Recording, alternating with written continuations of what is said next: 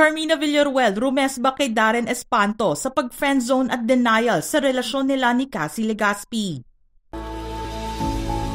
Matapos na marinig ang naging pahayag ni Darren Espanto tungkol sa tunay na estado ng relasyon nila ngayon ni Cassie Legaspi, to the rescue naman ang ina ng batang aktres na si Carmina Villaruel.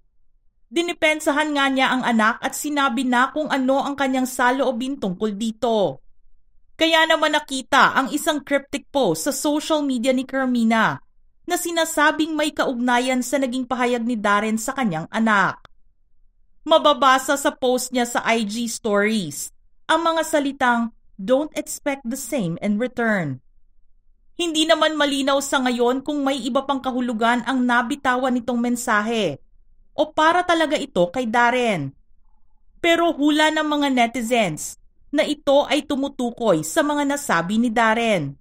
Sumunod naman dito ang isang cryptic post na nakita rin sa social media ni Cassie kung saan niya ni-repost ang kanta ni Olivia Rodrigo na may titulong Favorite Crime. Ayon sa kapamilya singer, mahal man nila ni Cassie ang isa't isa. Hindi ito pagmamahal na may mali siya. Para sa singer, hindi madaling maintindihan kung anong klase ng pagmamahal ang mayroon silang dalawa ni Cassie. Iginiit pa nito na hindi pa nila masabi sa ngayon kung maaaring mag-level up ang kanilang relasyon, from best friends to lovers. Single and ready to mingle si Darren ayon sa kanya. Kaya naman nang lumabas ang tungkol sa nakitang positive chemistry nila ni Jillian Ward, na guesting ng batang aktres sa It's Showtime, noong mag-premiere ang noontime show sa GMA7, marami ang nagsasabing posibleng magkaroon ang dalawa ng collab sa hinaharap. At nang ma-interview si Darren, dito muling naungkat ang tungkol sa matagal na nilang dinedenay ni Cassie na relasyon nila.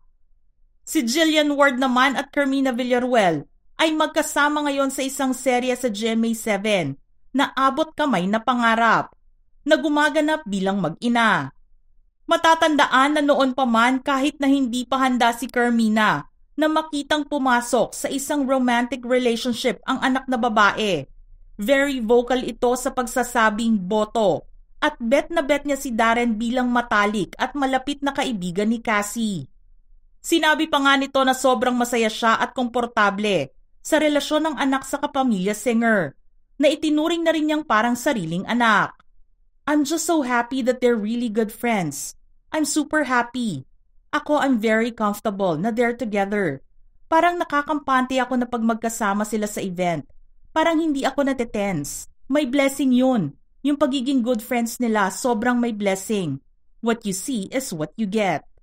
Sobrang tiwala nga ng mga magulang ni Cassie kay Darren, kaya naman napapayagan itong umalis para sa bakasyon kahit sila lang dalawa.